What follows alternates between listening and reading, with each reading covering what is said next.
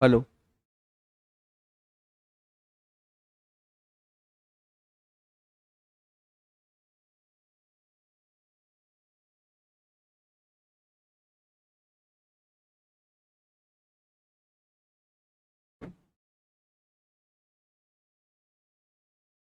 चलिए, नमस्कार प्यारे साथियों, जय श्री महाकाल। मैं कुमार विनय स्वागत करता हूं आप सभी का आपके अपने रोजगार विद अंकित के इस ऑनलाइन प्लेटफॉर्म पर।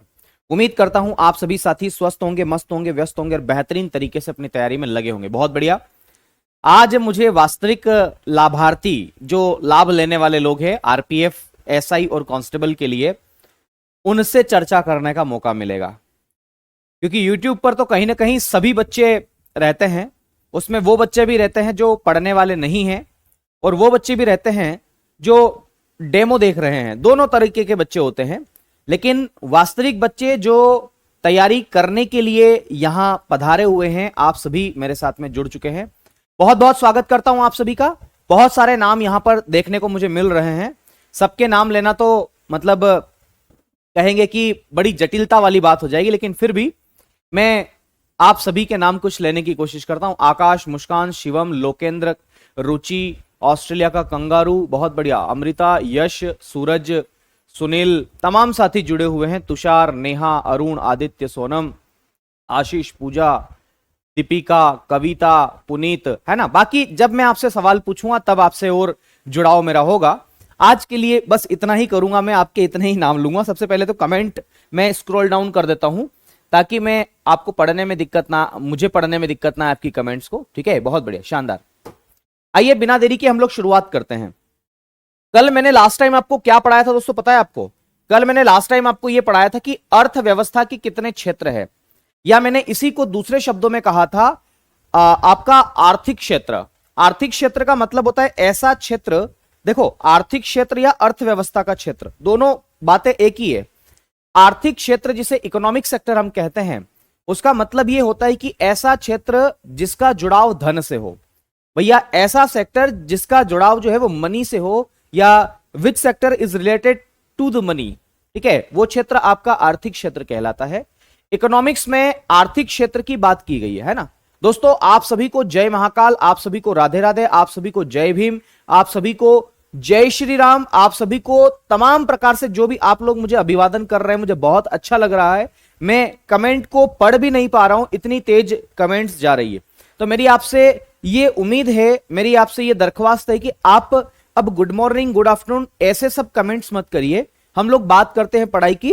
अगर पढ़ाई में कोई दिक्कत आए तो कमेंट करिएगा, नहीं तो कोई आपका प्रश्न हो तो करिएगा। मैं प्रश्न जैसे ही देखूंगा मैं लूंगा, ठीक है। बिना देरी के हम लोग शुरुआत करते हैं। और ध्यान रखना, वापस से मैं शुरुआत करता हूं उसी की, अर्थव्यवस्था के क्षेत्र की।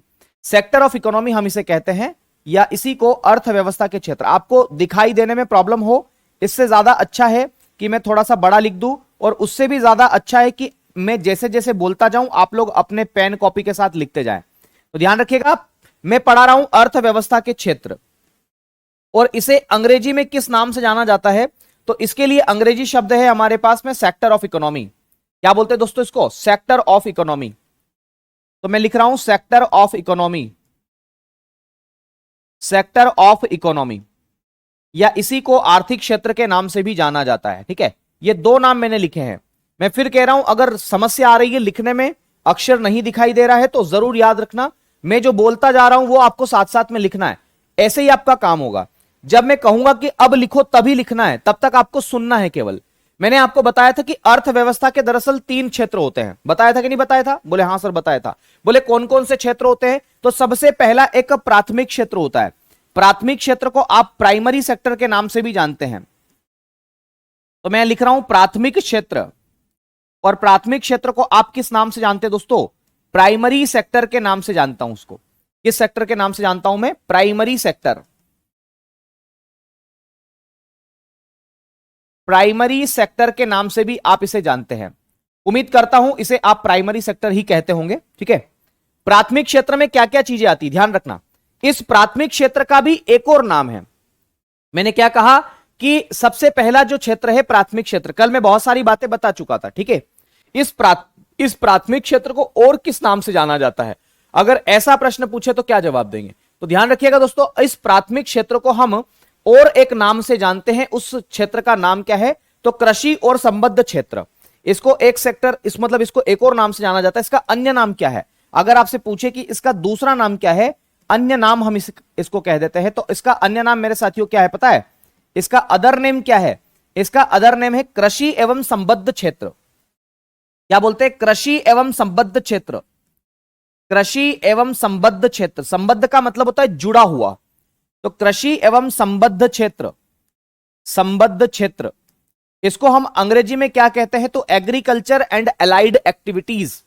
एग्रीकल्चर एंड अलाइड एक्टिविटीज हम इसे कहते हैं। क्या कहते हैं दोस्तों? एग्रीकल्चर एंड अलाइड एक्टिविटीज हम इसे कहते हैं। तो मैं यहां पर लिख रहा हूं agriculture and allied activities. Agriculture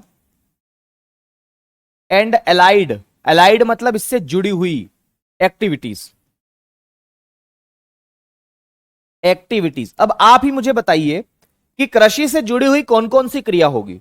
इसको और आसानी से समझने के लिए मैं एक एग्जांपल आपको देता हूं मेरे साथियों, शायद इससे बात बने। संबद्ध क्षेत्र या अलाइड एक्टिविटीज का मतलब क्या होता है, इस बात को समझने के लिए मैं आपको जो है कुछ बेसिक सी बात आपको बताने वाला हूं। वो बात यह है कि मेरे गांव में जो किसान है या आपके गांव में जो किसान है, वो खेती के साथ साथ और क्या क्या काम करता है, ये बताइए। मेरे गांव का जो मांगीलाल है ना, मांगीलाल, वो क्या करता है पता है? खेती करता ही है, फसल तो उगाएगा, कपास की फसल उगाएगा, ठीक है, उसके बाद में वह गेहूं की फसल उगा लेगा, उसके बाद में वो अन्य चीजों की भी फसल उगा लेगा, चना भी कर लेगा, सब कर लेगा मेरे साथियों, ठीक है, ये बात ध्यान रखना, सब कर लेगा। लेकिन दिक्कत यह है इसके साथ में और क्या क्या करेगा वो। तो मेरे गांव का मांगीलाल या किसी भी एरिया का किसान जो है, खेती करने के साथ साथ पशुपालन भी करेगा। पशुपालन को एनिमल हस्बेंड्री के नाम से जाना जाता है। क्या करेगा वो? पशुपालन करेगा, पशुओं को भी पालेगा, क्योंकि खेती से जो प्राप्त होने वाला उत्पाद है, जैसे भूसा हो गया, है ना, उसके बाद में जो और भी चीजें हैं मेरे साथियों, ध्यान रखना, भूसा ऊसा ये सब हो गया, ये सारी की सारी चीजें जो है, ये लो भैया, है ना, बड़ा बड़ा चाहिए आपको, बड़का बड़का ये लीजिए, ठीक है। मैंने कहा कि भूसा हो गया मेरे साथियों, वो प्राप्त कर लेगा तो वो अपने पशुओं को खिला देगा। आ रही बात समझ में? तो इसके साथ में सबसे पहली जो एक्टिविटीज जुड़ने वाली है, वो एक्टिविटीज कौन सी जुड़ने वाली है? तो ध्यान रखिएगा, इसके साथ में आएगा पशुपालन। क्या आएगा मेरे साथियों? पशुपालन आएगा। तो कृषि एवं संबद्ध क्षेत्र में आप यहां पर इसके साथ में और कौन कौन से उदाहरण आएंगे, तो इसमें आप एक लिखेंगे पशुपालन। पशुपालन का मतलब क्या होता है? तो ध्यान रखिएगा, पशुपालन का मतलब होता है एनिमल हस्बेंड्री। क्या बोलते हैं इसको? पशुपालन बोलते हैं। तो मैंने लिखा पशुपालन। और पशुपालन को आप लोग किस नाम से जानते हो? तो इसको एनिमल हस्बेंड्री के नाम से जानते हो, एनिमल हस्बेंड्री, ठीक है, एनिमल हस्बेंड्री। पशुओं के साथ साथ किसान और क्या क्या करेगा? तो ध्यान रखिएगा, पशुपालन के साथ साथ किसान जो है मेरे साथियों, वह फिशिंग भी करेगा। फिशिंग को हम बोलते हैं मत्स्यन। क्या बोलेंगे? मत्स्यन। और मत्स्यन को हम अंग्रेजी में किस नाम से जानते हैं? फिशिंग के नाम से। अरे इसको और आसान भाषा में बताऊं तो मछली पालन। क्या बोलते हैं इसको? मछली पालन। इसको आप मछली पालन भी कह सकते हैं। आप मुझे कमेंट करके ये बताइए, मछली पालन को वैज्ञानिक रूप में क्या कहा जाता है? तो मुझे नहीं पता, आप लोग पक्का पता है कि आप लोग जवाब देंगे। फिशिंग को अंग्रेजी में हम क्या बोलते हैं? पीसी कल्चर बोलते हैं। क्या बोलते हैं? PC culture. ठीक है, चलिए अगली बात करते हैं मेरे साथियों। पशुपालन के साथ में वो मछली पालन भी करेगा, मछली पालन के साथ में वो वन भी लगाएगा, तो वानिकी मेरे साथियों। अगला है वानिकी। वानिकी भी इसी का उदाहरण है। तो अगर आपसे पूछा जाए कि वानिकी, जिसे आप अंग्रेजी में फॉरेस्ट्री के नाम से जानते हैं, क्या बोलते हैं इसको? फॉरेस्ट्री। फॉरेस्ट्री वानिकी को हम कहते हैं। तो वानिकी किसके अंतर्गत आता है? तो वानिकी इसी के अंतर्गत आता है। इसी को हम फॉरेस्ट्री के नाम से भी जानते हैं, वन लगाना। यह बात ध्यान रखना, वन लगाना, वानिकी को हम क्या कहते हैं? वन लगाना। तो वानिकी इसके अंतर्गत आने वाला एक महत्वपूर्ण संसाधन है, ध्यान रखना। वानिकी के साथ में और क्या क्या आएगा मेरे साथियों? पशुपालन हो गया, मत्स्य पालन हो गया, वानिकी हो गया, और एक और महत्वपूर्ण जो कि ऊपर हम लिख चुके हैं, कृषि। अब बोले कृषि में क्या क्या आएगा? कृषि को हम अंग्रेजी में एग्रीकल्चर कहते हैं। कृषि को हम अंग्रेजी में क्या कहते हैं? एग्रीकल्चर कहते हैं। लेकिन मेरे दोस्तों, मैं आपको एक बात बताना चाहता हूं कि कृषि में एग्रीकल्चर है, इसका मतलब केवल खेती करना नहीं होता है। इसके साथ में बहुत सारी चीजें जुड़ी हुई होती। बोले कौन कौन सी चीजें जुड़ी हुई होती गुरुजी? तो ध्यान रखिएगा, फसल तो उगाना ही उगाना है, फसल उगाना, भैया जो फसल उगाना तो इसमें आएगा ही आएगा, क्रॉपिंग तो आएगा इसमें, बिल्कुल आएगा, लेकिन फसलों के साथ में मेरे साथियों ध्यान रखना इसमें और कौन कौन सी चीज आएगी। तो फसल उगाने के साथ साथ मैं आपको यह बताना चाहता हूं कि इसके अंतर्गत फ्लोरिकल्चर भी आएगा। बोले फ्लोरिकल्चर क्या लफड़ा है? तो फ्लोरिकल्चर मतलब फूलों को उगाना। अगर कोई व्यक्ति फूलों की खेती करता है, ठीक है, फूलों की खेती को हम लोग वैज्ञानिक रूप में किस नाम से जानते हैं? तो इसे फ्लोरिकल्चर कहते हैं। क्या कहते हैं? फ्लोरिकल्चर। फ्लोरिकल्चर हम इसे कहते हैं, क्या बोलते हैं दोस्तों? फ्लोरिकल्चर कहते हैं। बहुत सारे लोग जो हैं वो फूलों की खेती के अलावा फलों को भी उगाते हैं। हो सकता है आपने बहुत सारे ऐसे बागान देखे हो, बागान का मतलब है बाग, है ना, गार्डन देखे हो जिसके अंदर अमरूद के पेड़ हो, जिसके अंदर सेब के बागान हो, आपने ऐसा सुना होगा मेरे साथियों। तो अमरूद हो गया, सेब हो गया, इन सब चीजों के बारे में ध्यान रखना, इन सब चीजों के बारे में या फलों को उगाना क्या कहलाता है, यह भी इसी के अंतर्गत आएगा। तो फलों को उगाना, किसको उगाना मेरे साथियों? फलों को उगाना। और फलों को उगाना क्या कहलाता है? पोमोलॉजी कहलाता है। पोमोलॉजी कहलाता है। फलों को उगाना क्या कहलाता है? पोमोलॉजी कहलाता है। कृषि में सब्जियों को भी उगाया जाता है। कई आपने अपने गांव में देखा होगा, बहुत सारे लोग जो है सब्जियों की भी खेती करते हैं। तो सब्जियां उगाना या सब्जियों को उगाना, आपको पता है सब्जियों को उगाने को हम किस नाम से जानते हैं? तो सब्जियों को उगाना इसका मतलब यह है कि ओलेरी कल्चर। क्या बोलते हैं? ओलेरी कल्चर। ओलेरी कल्चर किसको कहते हैं? सब्जियों को उगाने को हम कहते हैं। तो मेरे साथियों इस कृषि क्षेत्र में ये सारी की सारी बातें आपकी देखने को मिलती है। आ रही बात समझ में? कोई दिक्कत तो नहीं है किसी को? ये सारी की सारी बातें किसमें देखने को मिलती है? इस प्राथमिक क्षेत्र में देखने को मिलती है, इस कृषि में देखने को मिलती है। इसका एक और बेस्ट एग्जांपल है मेरे साथियों, जिसका नाम है वानिकी। ध्यान रखना, वानिकी। बोले वानिकी क्या है? वानिकी हो गया, सॉरी, खनिज, खनन बोलते हैं, खनन। खनन का मतलब होता है माइनिंग। माइनिंग मेरे साथियों, खनन का मतलब होता है माइनिंग। आपने देखा होगा जो खनिज पदार्थ है, खनिज पदार्थ जमीन के अंदर से, पृथ्वी की सरफेस के अंदर से निकाले जाते हैं, ठीक है, उन्हें हम लोग क्या कहते हैं? तो ध्यान रखिएगा, उन्हें हम लोग कहते हैं वानिकी, सॉरी खनन कहते हैं। खनन, खनन का मतलब होता है माइनिंग, ठीक है। तो ये सारी के सारी चीजें इसमें आएगी। एक बात जरा देखो मेरे साथियों, पशुओं का पालन करोगे, कहां करोगे? जमीन के ऊपर करोगे ना, भूमि पर करोगे मेरे साथियों, ठीक है। ये बात आपको ध्यान रखना है। बेटा मैंने अंग्रेजी में भी तो लिखा है, हर एक शब्द अंग्रेजी में लिखा है, ठीक है, हर एक शब्द अंग्रेजी में लिखा है। आपकी कसम मैं अंग्रेजी में लिखता ही लिखता हूं, है ना। मैंने कहा कि पशुओं को कहां पालोगे आप? जमीन पर पालोगे। और पशु क्या खाएंगे? तो पशु खाएंगे मेरे साथियों चारा। वो चारा कहां होगा? जमीन पर होगा। मुझे बताओ मत्स्य फिशिंग, मछली पालन कहां करोगे? तो मछली पालन जमीन पर करोगे, लेकिन जल में करोगे, दरअसल जल के अंदर करोगे, बिल्कुल करोगे, है ना। वानिकी, वन कहां लगाओगे? जमीन पर लगाएंगे, मिट्टी में लगाओगे मेरे साथियों। कृषि कहां करोगे? मिट्टी में करोगे। चाहे फसल उगा लो, चाहे फूलों की खेती कर लो, चाहे फलों को उगा लो, चाहे सब्जियों को उगा लो, किसी को भी उगा लो मेरे साथियों, ध्यान रखना, किसी को भी उगा लो, आप क्या करोगे? तो आप डेफिनेटली जो है वो कृषि ही करोगे। ये सारी की सारी चीजें जो है, इसका संबंध किससे है? ये सारे के सारे नेचुरल रिसोर्सेज से है। क्या है मेरे साथियों? Natural resources. आप माइनिंग करोगे तो माइनिंग भी क्या है? Natural resources. आप मेरे साथियों कृषि करोगे तो कृषि भी एक प्रकार का नेचुरल रिसोर्सेज है, ध्यान रखना, ठीक है। वानिकी, फॉरेस्ट्री, वन भी एक प्रकार का मेरे साथियों क्या है? नेचुरल रिसोर्सेज है। मत्स्य फिशिंग भी एक प्रकार का नेचुरल रिसोर्सेज है। तो ये सारी की सारी चीजें नेचुरल रिसोर्सेज है। तो प्राइमरी सेक्टर में एक बात आपको ध्यान रखना है कि प्राइमरी सेक्टर में जो प्रोडक्शन है वो नेचुरल रिसोर्सेज की सहायता से किया जाता है, ध्यान रखना। अगर मैं इसमें एक बात लिखूं कि प्राथमिक क्षेत्र में उत्पादन प्राकृतिक संसाधनों की सहायता से किया जाता है, तो दिक्कत कहां है इसमें? मुझे बताओ, ये सारे के सारे प्राकृतिक संसाधन है कि नहीं है, जिसे हम नेचुरल रिसोर्सेज के बारे में जानते हैं? आ रही बात समझ में? तो ये सारे के सारे नेचुरल रिसोर्सेज है। इसलिए यहां पर एक बात मैं यहां लिखूंगा, और वो बात क्या है कि इसमें प्रोडक्शन जो है, इसमें उत्पादन जो है वो किसकी सहायता से किया जाता है? प्राकृतिक संसाधनों की सहायता से किया जाता है। तो इसमें अगला बात लिख रहा हूं मैं, उत्पादन प्राकृतिक संसाधनों की सहायता से। उत्पादन का मतलब होता है प्रोडक्शन। उत्पादन किसकी सहायता से किया जाता है? तो प्राकृतिक संसाधनों की सहायता से, ठीक है। इसमें जो उत्पादन होता है वो किसकी सहायता से होगा मेरे साथियों? प्राकृतिक संसाधनों की सहायता से। और प्राकृतिक संसाधनों को आप अंग्रेजी में किस नाम से जानते हो? Natural resources. प्राकृतिक संसाधनों की सहायता से है।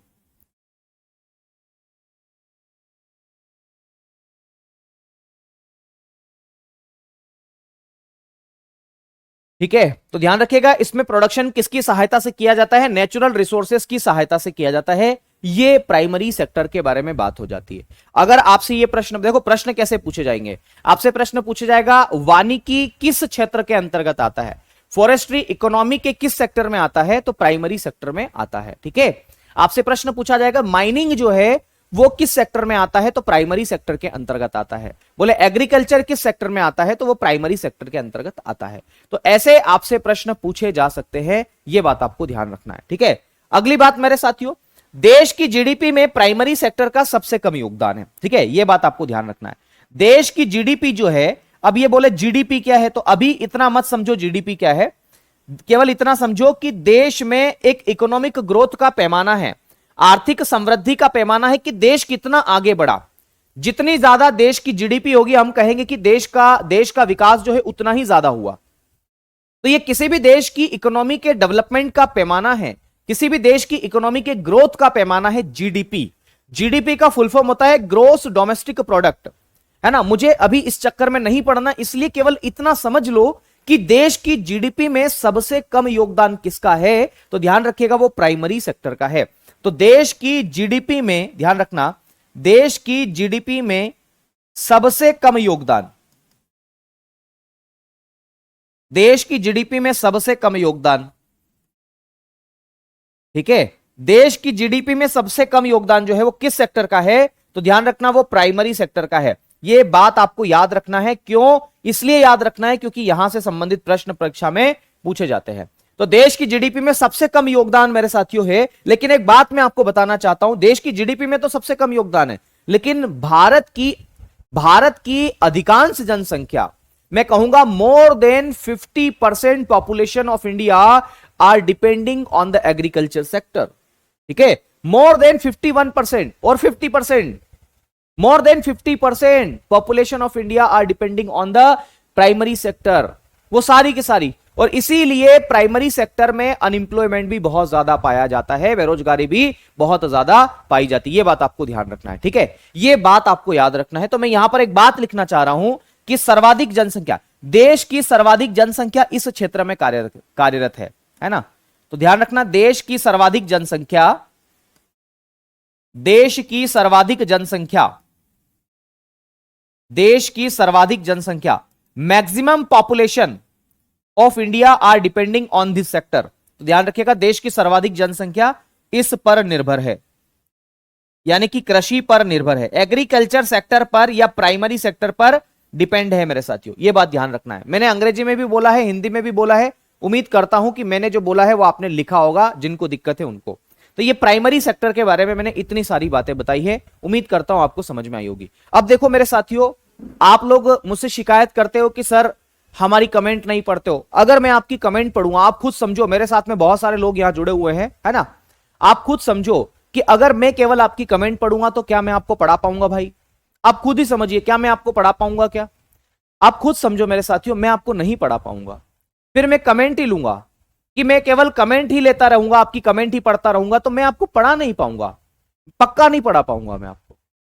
अगर मैं ऐसा कर लूं कि मैं थोड़ी देर पढ़ा दूं, उसके बाद आपसे सवाल पूछ लूं, तो कैसा रहेगा? बढ़िया रहेगा ना। बस वही मैं कर रहा हूं, है ना। मैंने अभी आपको पढ़ा दिया ये प्राइमरी सेक्टर, अब मैं आपसे कुछ सवाल पूछना चाह रहा हूं, या आपके कोई सवाल है तो मुझे बताइए, या मैं आपको बताता हूं कि सवाल कैसे कैसे आएगा। सवाल ऐसे ऐसे आएगा, प्रश्न ये पूछा जाएगा कि भैया अर्थव्यवस्था के किस क्षेत्र में अर्थव्यवस्था के किस क्षेत्र में नेचुरल रिसोर्सेस की सहायता से प्रोडक्शन किया जाता है, तो प्राइमरी सेक्टर। या फिर प्रश्न ये आएगा कि भैया ये बताइए पशुपालन किसका उदाहरण है, पशुपालन किस अर्थव्यवस्था के क्षेत्र का उदाहरण है, तो प्राइमरी सेक्टर। या प्रश्न ये आएगा मेरे साथियों कि फॉरेस्ट्री किसका एग्जाम्पल है, तो प्राइमरी सेक्टर। या प्रश्न ये आएगा कि माइनिंग किसका एग्जाम्पल है, तो प्राइमरी सेक्टर। आ रही बात समझ में? प्रश्न ऐसे आएगा, और ऐसे ही प्रश्न आपकी परीक्षा में आए हैं। पूछा जाता है कि बताइए आपके देश में या भारत में सबसे ज्यादा जनसंख्या किस सेक्टर पर डिपेंड है? तो भैया प्राइमरी सेक्टर पर है। प्राइमरी सेक्टर का योगदान देश में सबसे ज्यादा किस क्षेत्र में है? तो ध्यान रखिएगा वो आपका मैंने बताया कि किस क्षेत्र में है, सारी बातें बताई है ना, ये सब बात है।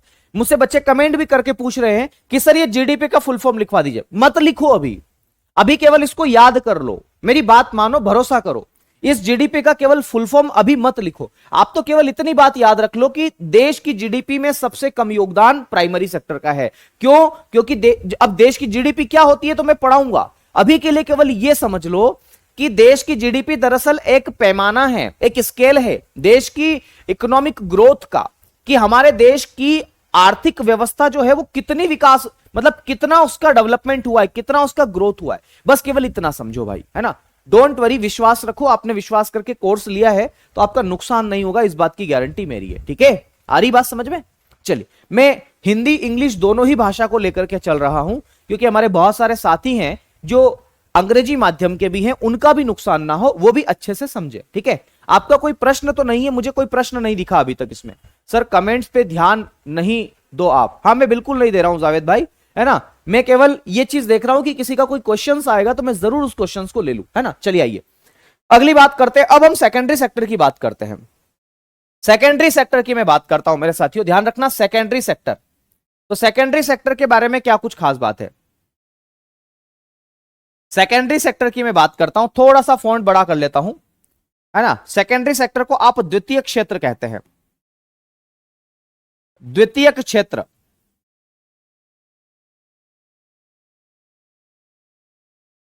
क्या बोलते हैं इसको? द्वितीय क्षेत्र हम कहते हैं।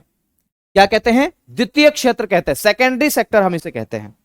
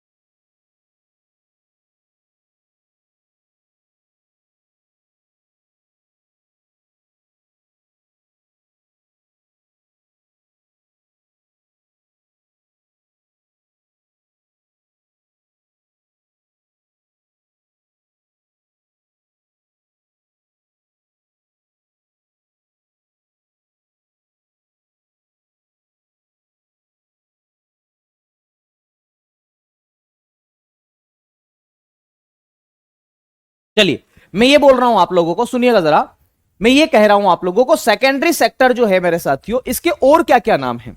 सेकेंडरी सेक्टर को हम और किन किन नामों से जानते हैं? तो ध्यान रखिएगा, इस सेकेंडरी सेक्टर को हम दरअसल और दो नामों से जानते हैं। प्रश्न पूछा जाता है कि सेकेंडरी सेक्टर के और क्या क्या नाम है, इसके दूसरे नाम क्या क्या है, अदर नेम्स क्या क्या है? तो ध्यान रखिएगा, सेकेंडरी सेक्टर को आप लोग औद्योगिक क्षेत्र के नाम से भी जानते हैं। बोले औद्योगिक क्षेत्र, मैंने कहा हाँ बिल्कुल औद्योगिक क्षेत्र। और औद्योगिक क्षेत्र मेरे साथियों, औद्योगिक क्षेत्र को आप लोग किस नाम से जानते हैं? सॉरी, औद्योगिक क्षेत्र हम इसे कहते हैं, और औद्योगिक क्षेत्र को हम इंडस्ट्रियल सेक्टर के नाम से जानते हैं।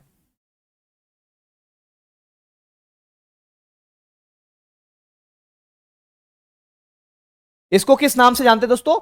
इंडस्ट्रियल सेक्टर के नाम से आप इसे जानते हैं, औद्योगिक क्षेत्र के नाम से आप इसे जानते हैं। ठीक है, चलिए बहुत बढ़िया। दूसरी बात मेरे साथियों, औद्योगिक क्षेत्र क्यों कहते हैं मैं बताऊंगा अभी। इसको आप विनिर्माण क्षेत्र के नाम से भी जानते हैं। तो अगर आपसे यह प्रश्न पूछा जाए कि विनिर्माण क्षेत्र किसे कहते हैं, तो वो भी आप सेकेंडरी सेक्टर को ही कहते हैं, विनिर्माण क्षेत्र। और इसके लिए हमारे पास में अंग्रेजी शब्द है मैन्युफैक्चरिंग सेक्टर। मेरे साथ साथ में लिखते चलेंगे, मैन्युफैक्चरिंग सेक्टर। मैन्युफैक्चरिंग सेक्टर भी हम इसे कह देते हैं। तो द्वितीय क्षेत्र को हम औद्योगिक क्षेत्र कह देते हैं, इसी को हम मैन्युफैक्चरिंग सेक्टर भी कह देते हैं। यह बात आपको ध्यान रखना है। इसे मैन्युफैक्चरिंग सेक्टर क्यों कहते हैं, आखिर क्या कारण है मैन्युफैक्चरिंग सेक्टर कहने का? तो मैन्युफैक्चरिंग सेक्टर कहने का यह कारण है कि इसमें मेरे साथियों ध्यान रखना, मैन्युफैक्चरिंग सेक्टर क्यों कहते हैं, आखिर क्या कारण है मैन्युफैक्चरिंग सेक्टर कहने का? तो मैं आपको यह बताना चाहता हूं कि मैन्युफैक्चरिंग सेक्टर इसको इसलिए कहते हैं क्योंकि यहां पर कच्चा माल आता है। क्या आता है दोस्तों? कच्चा माल आता है, रॉ मटेरियल आता है। ध्यान रखना, यहां पर क्या आता है, रॉ मटेरियल आता है, कच्चा माल आता है मेरे साथियों, और कच्चे माल को उद्योगों में ले जाकर के एक नए उत्पाद में परिवर्तित किया जाता है, इसलिए इसे मैन्युफैक्चरिंग सेक्टर कहते हैं। तो मैन्युफैक्चरिंग सेक्टर किसे कहते हैं, तो जहां उद्योगों की सहायता से, जहां उद्योगों की सहायता से, उद्योग का मतलब है इंडस्ट्री, जहां उद्योगों की सहायता से कच्चे माल को हम अंग्रेजी में किस नाम से जानते हैं, रॉ मटेरियल, है ना, कच्चे माल या रॉ मटेरियल हम इसे कहते हैं, को नए उत्पाद में बदला जाए, नए उत्पाद, उत्पाद को हम बोलते हैं प्रोडक्ट, में बदला जाए,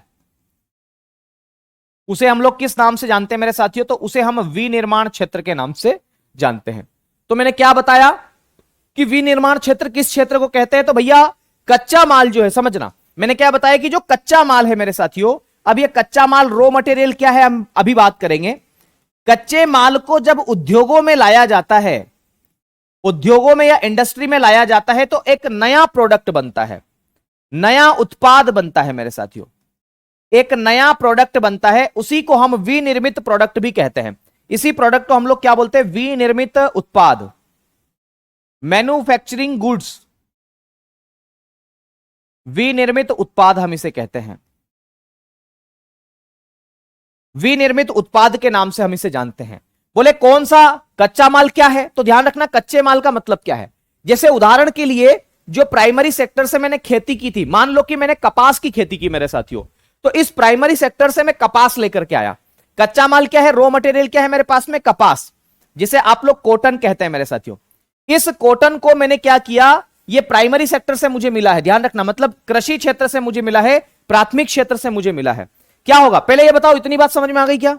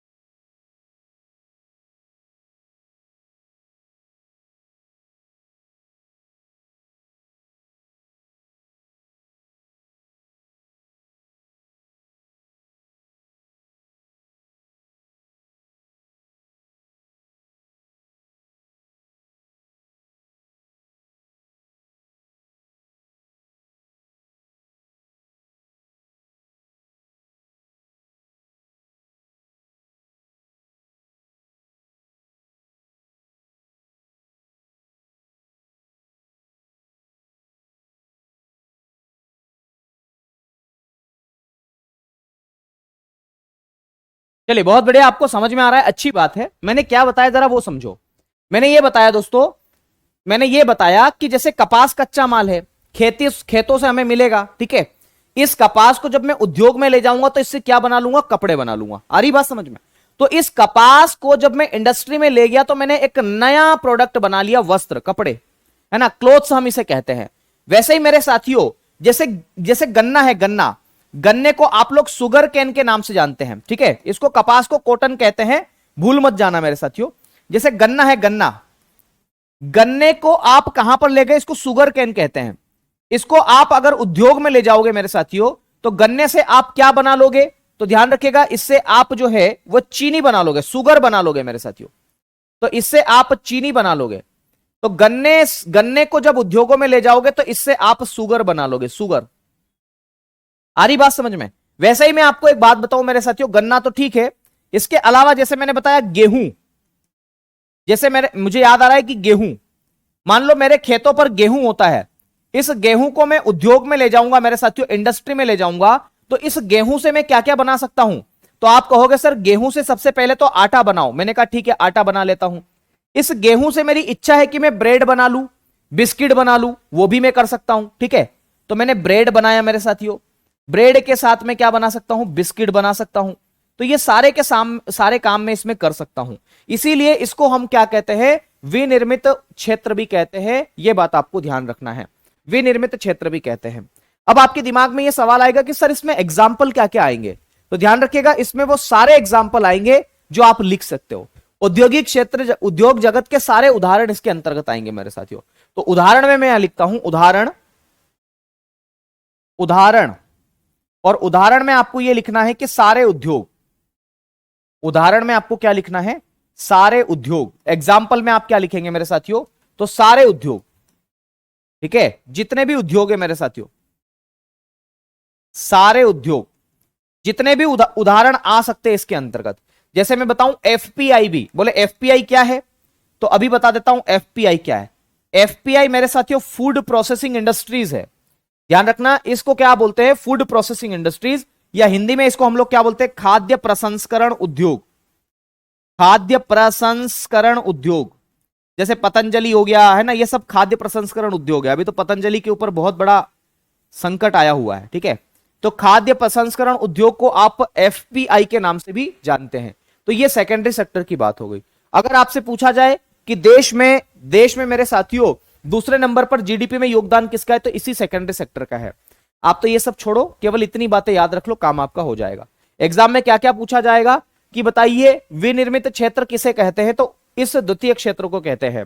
औद्योगिक क्षेत्र किसे कहते हैं, तो इसी सेकेंडरी सेक्टर को कहते हैं। ये बात आपको ध्यान रखना है, ठीक है। चलिए, आ रही बात समझ में, ये बात आपको ध्यान रखना है, ये सेकेंडरी सेक्टर से संबंधित है। अब अगला क्षेत्र है जिसे हम तृतीय क्षेत्र कहते हैं, उसे आप टर्शियरी सेक्टर के नाम से जानते हैं। तो अगला देखिएगा तृतीय क्षेत्र।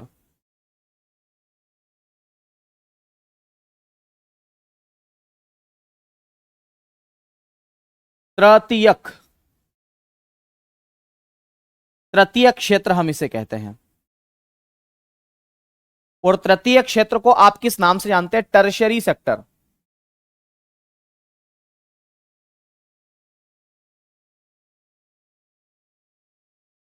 टर्शियरी सेक्टर के नाम से हम जानते हैं, है ना।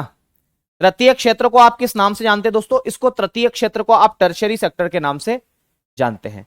दरअसल ये तृतीय क्षेत्र में क्या क्या आएगा, तो ध्यान रखिएगा जैसे सबका नाम है एक एक दो दो, वैसे ही इसका भी नाम है। बोले इसका क्या नाम है, तो अभी देखते हैं इसका क्या नाम है मेरे साथियों। ध्यान रखिएगा इसे सेवा क्षेत्र भी कहते हैं, इसका सर्विस सेक्टर भी हम कहते हैं। तो अगर आपसे यह पूछा जाए कि इसका दूसरा नाम क्या है, तो इसे हम सेवा क्षेत्र के नाम से जानते हैं। सेवा क्षेत्र, या इसी को सर्विस सेक्टर भी हम कहते हैं। सेवा क्षेत्र,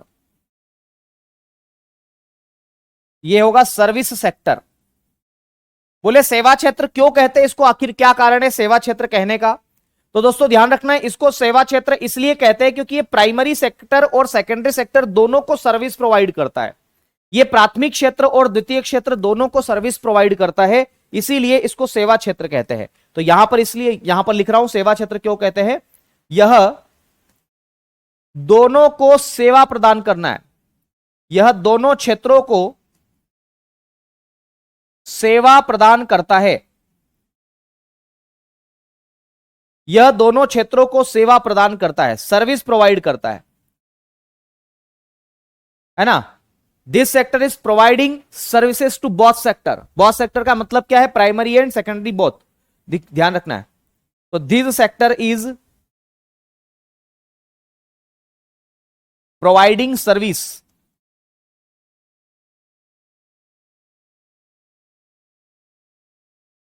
टू बोथ सेक्टर।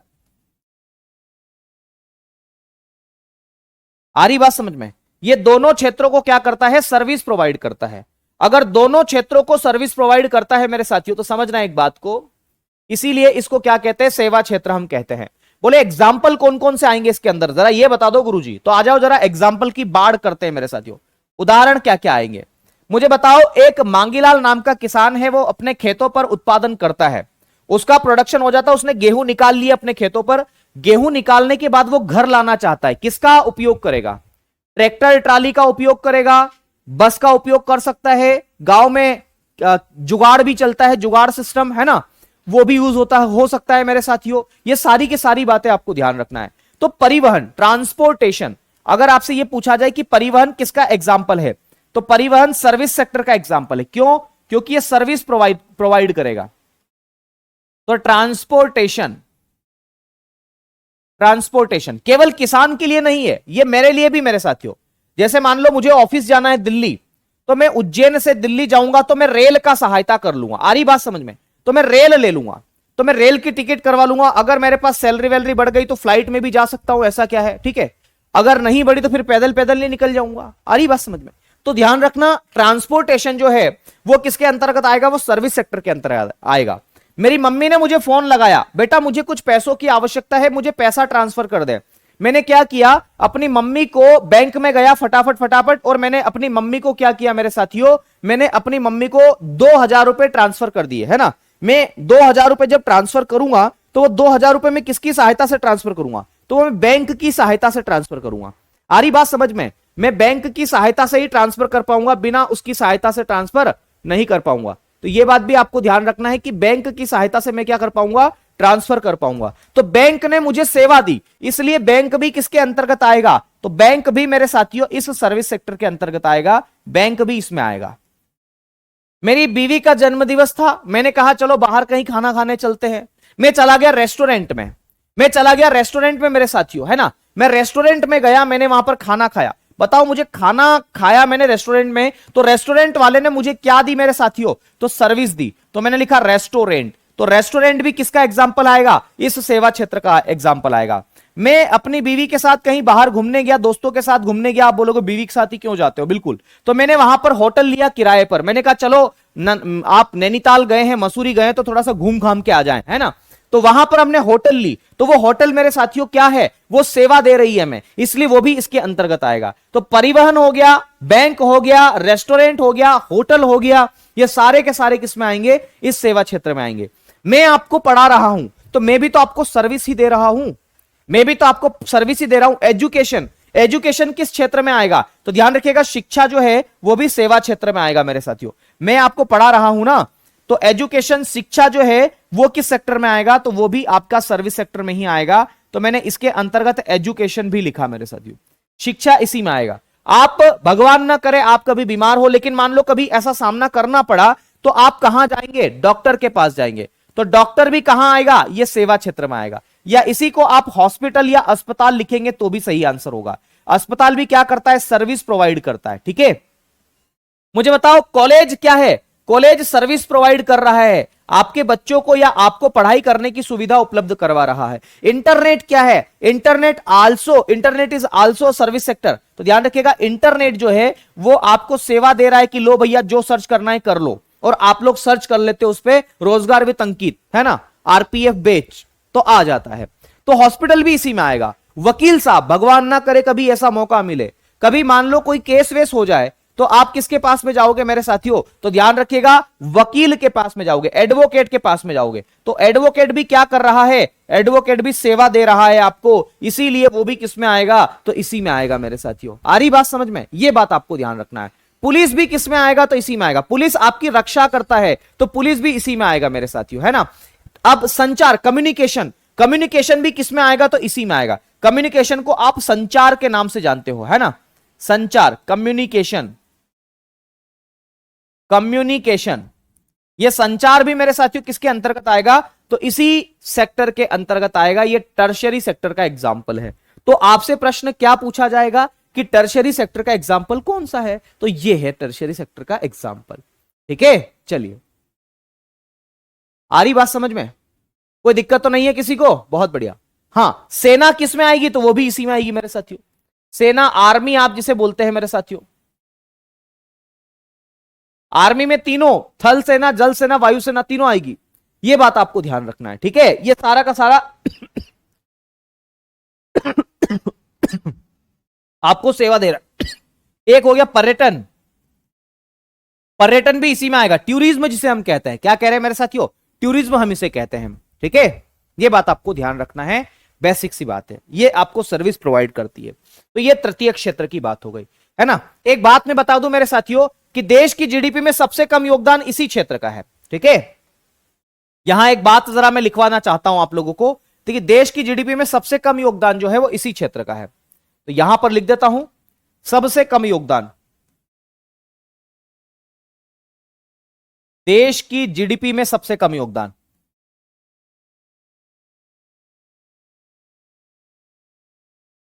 कुछ तो भी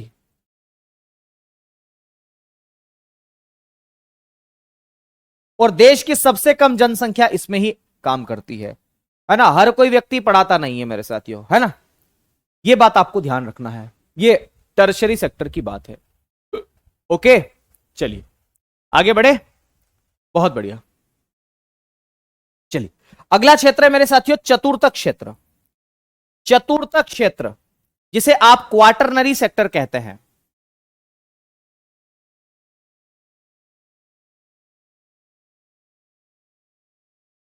चतुर्थक क्षेत्र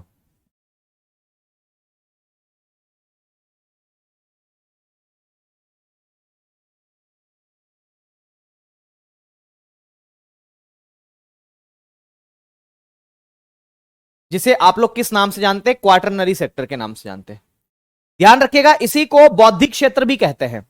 जैसे सबका नाम है वैसे ही इसका भी नाम है मेरे साथियों। इसको इंटेलेक्चुअल सेक्टर या नॉलेज सेक्टर के नाम से भी क्षेत्र कहते हैं। ज्ञान क्षेत्र भी आप इसे कह देते हैं, जो आपको कहना है कह दीजिए, है ना। बौद्धिक क्षेत्र का दूसरा नाम क्या है?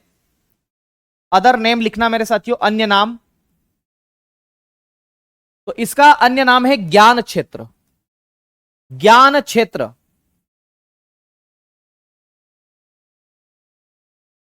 या इसी को नॉलेज सेक्टर भी हम कहते हैं।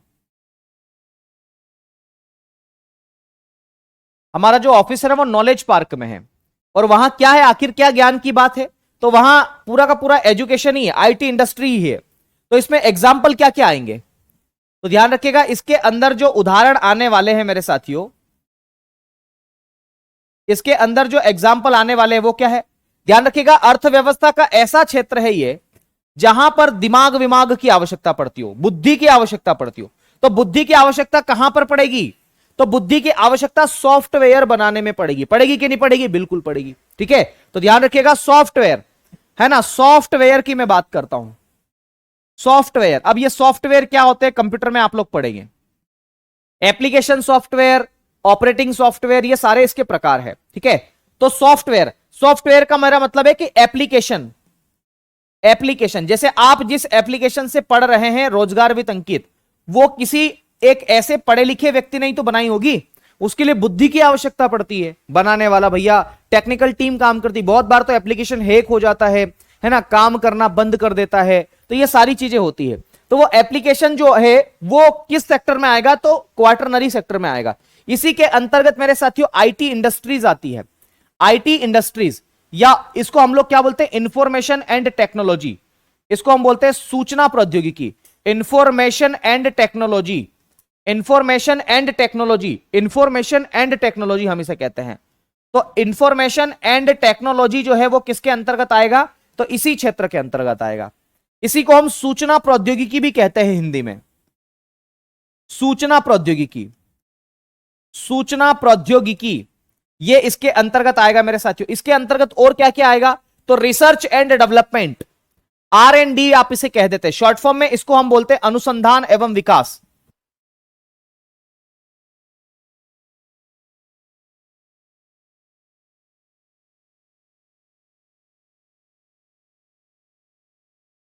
अनुसंधान एवं विकास, इसे हम कहते हैं रिसर्च एंड डेवलपमेंट। क्या बोलते हैं? R&D हम इसे कहते हैं, रिसर्च एंड डेवलपमेंट। R&D हम इसको शॉर्ट फॉर्म में लिख रहे हैं, बाकी रिसर्च एंड डेवलपमेंट इसको कहा जाता है। तो ये भी किस सेक्टर का एग्जांपल है? तो ये फोर्थ सेक्टर या चतुर्थक क्षेत्र का ही उदाहरण है। आ रही बात समझ में? इसे चतुर्थक क्षेत्र के नाम से जाना जाता है। यह बात आपको याद रखना है, महत्वपूर्ण है, याद रखना है आपको। ठीक है, चलिए बहुत बढ़िया। अगली बात करते हैं मेरे साथियों, अगली बात करता हूं इसमें और क्या क्या आएगा। अच्छा, अगला देखते हैं। अब अगला हेडिंग डालता हूं मेरे साथियों, पंचम क्षेत्र। पंचम क्षेत्र की मैं बात करता हूं। पंचम क्षेत्र के बारे में मैं बात करूंगा मेरे साथियों, जिसे आप क्वाइनरी सेक्टर के नाम से जानते हैं।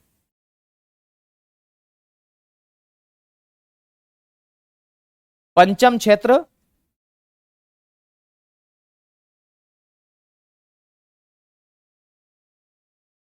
क्वाइनरी सेक्टर। पंचम क्षेत्र को क्वाइनरी सेक्टर हम कहते हैं। पंचम क्षेत्र में कौन कौन सी चीजों को शामिल किया जाता है? तो ध्यान रखिएगा, इन क्षेत्रों के अंतर्गत कुछ ऐसे संस्थान आते हैं, कुछ ऐसे इंस्टीट्यूशन आते हैं, ऑर्गेनाइजेशन आते हैं, ठीक है, जो टॉप लेवल के डिसीजन करते लेते हो। जैसे मीडिया, मीडिया टॉप लेवल का डिसीजन लेता है मेरे साथियों। अगर मैं कहूं कि आपके स्कूल की परीक्षाएं कब होगी, आपके कॉलेज की परीक्षाएं कब होगी, यह डिसीजन कौन करेगा? तो ध्यान रखिएगा, यह डिसीजन करेंगे मेरे साथियों आपकी यूनिवर्सिटी। मैं ये कहूं कि किसान आंदोलन वापस लेने के लिए सरकार को क्या क्या कदम उठाने चाहिए, तो मेरे साथियों ये भी किस में आएगा? तो ये भी आपका किस में आएगा? तो ये भी इसी में आएगा। तो केवल इतना देख लो, इसमें उच्च स्तरीय निर्णय लिए जाते हैं। तो इसमें उच्च स्तरीय निर्णय लेने वाली संस्था आती है, टॉप लेवल डिसीजन। इसमें उच्च स्तरीय निर्णय, इसमें उच्च स्तरीय निर्णय लेने वाली संस्था आती है।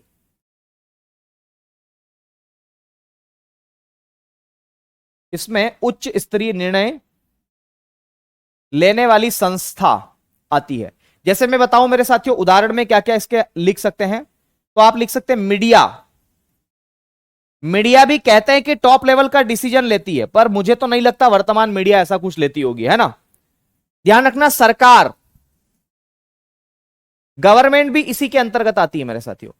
फिर एक संस्था आएगी, मीडिया, सरकार हो गई, एक विश्वविद्यालय, विश्वविद्यालय यूनिवर्सिटी जिसे आप कहते हैं मेरे साथियों, यह भी टॉप लेवल के डिसीजन लेती है। ठीक है, ये आदि आदि लिख लेना, ये इसके अंतर्गत आएगा मेरे साथियों। तो ये पंचम क्षेत्र है। ये अर्थव्यवस्था के सारे क्षेत्र मैंने आपको बता दिए। ठीक है, मंत्रालय भी आप इसके अंतर्गत लिख सकते हैं। तो ये कुछ बेसिक सी बात है जिनको आपको पढ़ना है। चलिए, ये तो हो गई पढ़ाई से रिलेटेड बातें। मैंने जो बातें आपको पढ़ाई है एक बार पुनः रिपीट कर देता हूं, सुनो जरा। मैंने बताया अर्थव्यवस्था के क्षेत्रों को मुख्य रूप से 3 भागों में बांट करके देखा जाता है, लेकिन कई किताबें इसके 5 भाग बताती है। मैंने भी आपको 5 भाग बता दिए, है ना। ये मैं इतनी बार पढ़ा चुका हूं कि मुझे रटा गए हैं। मुझे बिना किसी किताब या बिना किसी सहारे के मैं आराम से आपको इसको आसानी से समझा सकता हूं, और इतने सारे प्रैक्टिस सेट करवा चुका हूं, इतने सारे मैराथन्स करवा चुका हूं कि इससे संबंधित क्वेश्चंस भी मुझे याद रहते हैं, है ना। तो जो क्वेश्चंस आए हैं वो जरा, और आप लोगों को अगर ऐसा लगता है कि सर इससे कौन कौन से क्वेश्चन आए, तो एक बार आप इकोनॉमिक्स की मैराथन उठा करके देख लीजिएगा आपके अपने इसके, है ना, तो आपको पता चल जाएगा। मैं एक बार रिवीजन करवाता हूं, फिर आपके क्वेश्चंस लूंगा, डाउट लूंगा। मैंने कहा कि पहला है प्राइमरी सेक्टर, जिसको हम कृषि और संबद्ध क्षेत्र के नाम से जानते हैं। इसमें प्राइमरी सेक्टर, ध्यान रखना, इसमें नेचुरल रिसोर्सेज की सहायता से प्रोडक्शन होता है, यह बात आपको ध्यान रखना है। सुप्रीम कोर्ट किसमें आएगा? सुप्रीम कोर्ट टॉप लेवल के डिसीजन लेता है, तो वो 5वें क्षेत्र में आएगा। हालांकि सुप्रीम कोर्ट से कोई इकोनॉमिक बेनिफिट नहीं है। ठीक है, देश की जीडीपी में सबसे कम योगदान प्राइमरी सेक्टर का है। वानिकी, फिशिंग, कृषि, खनन, पशुपालन, ये सब इसी के एग्जाम्पल है, याद रखना मेरे साथियों। फिर दूसरी बात, सेकेंडरी सेक्टर को इंडस्ट्रियल सेक्टर या विनिर्माण क्षेत्र भी कहते हैं, मैन्युफैक्चरिंग सेक्टर भी कहते हैं। ठीक है, कच्चा माल प्लस उद्योग से नया उत्पाद बनता है, यह बात ध्यान रखना है। ठीक है, इसमें सारे उद्योग आएंगे। सारे उद्योग कौन कौन से? तो खाद्य प्रसंस्करण उद्योग, लौह इस्पात उद्योग जिसे आयरन एंड स्टील इंडस्ट्रीज कहते हैं, सूती वस्त्र उद्योग, सारे उद्योग इसी के अंतर्गत आएंगे। ठीक है, यह बात ध्यान रखना। फिर मैंने आपको यह बताया, टर्शरी सेक्टर को हम सेवा क्षेत्र कहते हैं। यह प्राइमरी और सेकेंडरी दोनों को सर्विस प्रोवाइड करने का काम करता है। इसमें परिवहन, बैंक, रेस्टोरेंट, होटल, पर्यटन, शिक्षा, ये सारे एग्जाम्पल जरूर याद रखना, हर चीज के पूछे जाते हैं, है ना। और फिर है मेरे साथियों चतुर्थ क्षेत्र, जिसे क्वार्टरनरी सेक्टर कहते हैं। और फिर है पंचम क्षेत्र। मैंने बताया आईटी सेक्टर जो है और रिसर्च एंड डेवलपमेंट जो है वो आपके 4th सेक्टर के एग्जाम्पल है। ठीक है, और पंचम क्षेत्र में जो टॉप लेवल के डिसीजन लेते हैं, मैं लिख देता हूं अगर आपको दिक्कत आ रही हो तो, ये टॉप लेवल डिसीजन लेने वाली संस्था इसमें आती है। ठीक है, यहां पर ध्यान रखना, ये top level decision, top level decision लेने वाली जो इंस्टीट्यूशंस है वो इसके अंतर्गत आती है। तो ये भी आप याद रखना। इसमें मीडिया, सरकार, विश्वविद्यालय, है ना, सुप्रीम कोर्ट, चाहे तो लिख लो, ये सारी की सारी बातें यहां पर आती है। तो ये आपकी पढ़ाई से रिलेटेड बात हो गई। अब मुझे आप ये बताओ, अगर आपको कोई दिक्कत है तो मैं आपके प्रश्नों को लेता हूं। अब मैं प्रश्नों को लूंगा, मैं आखिरी के 2-4 मिनट आपके प्रश्नों को ही दूंगा, इसलिए मैं कह रहा हूं कि बीच में प्रश्न मत करना, है ना। चलिए, आईएएस किस में आएगा? अरे यार, ऐसे प्रश्न पूछो जो परीक्षा के लिहाज से महत्वपूर्ण है। हाँ जी बिल्कुल, ही ना, बताइए क्या प्रश्न है। मैं अब नीचे जा रहा हूं आपकी कमेंट्स पढ़ने के लिए, मैं बोर्ड से हट रहा हूं। बिल्कुल बताइए बताइए, है ना। विपिन, सबसे ज्यादा योगदान, सबसे कम योगदान। भाई विपिन देखो, हर बार इकोनॉमिक आंकड़े में ये चीजें परिवर्तित होती रहती है ना। चलिए, क्वाइनरी सेक्टर से क्या कहना चाह रहे हो आप? कॉलर जॉब नहीं लिखा है, अरे भाई अमन कॉलर जॉब पढ़ा देंगे, ऐसा कुछ नहीं है ना। आपके प्रश्न होने चाहिए, आप प्रश्न की तुलना में तो फालतू बातें बहुत कर रहे हो। फोर सेक्टर सर नोट,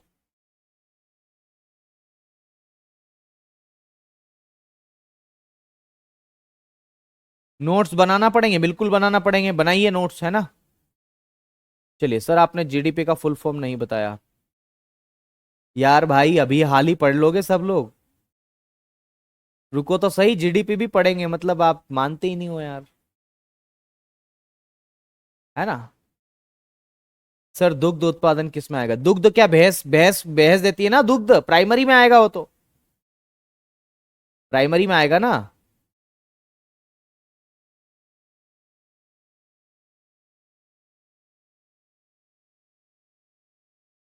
चलिए बहुत बढ़िया। सर वैज्ञानिक किस में आएंगे, ऐसे तो वैज्ञानिक सेवा देते हैं, सर्विस सेक्टर में आएगा, लेकिन अगर मैंने 5 लिखवाए तो इसमें फिर आपको फोर्थ में आएंगे, है ना। चलिए, ज्ञान क्षेत्र, हाँ जी ज्ञान क्षेत्र कोई नॉलेज सेक्टर हम कहते हैं। ओके ओके, चलिए जिनको जाना है वो जा सकता है ना।